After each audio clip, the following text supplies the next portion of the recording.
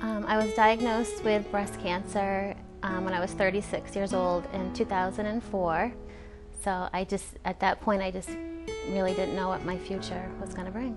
Well, originally, when I was diagnosed the first time, it was probably almost 8 months, an 8-month process from surgeries and radiation and chemo. And then in 2006, my cancer returned to my lung. So then I was diagnosed with stage 4 breast cancer.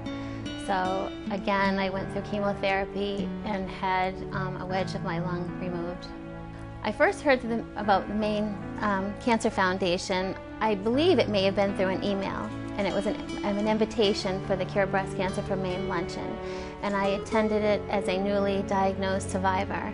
And that day, after I left the event, I went from a newly diagnosed, scared to death survivor to a survivor who had a strong sense of hope that there are people out there like the people at Maine Cancer Foundation fighting for a cure for this, to end this for all of us.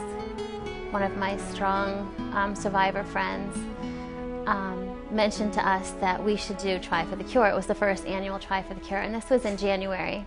And she said, we really should do this. And we were all pretty much looking at her like she was nuts and thinking, how could we possibly do something like that? And Try for the Cure was such an amazing day, especially the very first year I participated in the event, and just crossing that finish line as a stage 4 survivor and overcoming my fear of the ocean and just being able to do something that I never ever thought possible was just an amazing feeling. And I've always say, like, every year that I cross that finish line is another year that I'm alive. It's something I'll always be a part of if I'm physically able.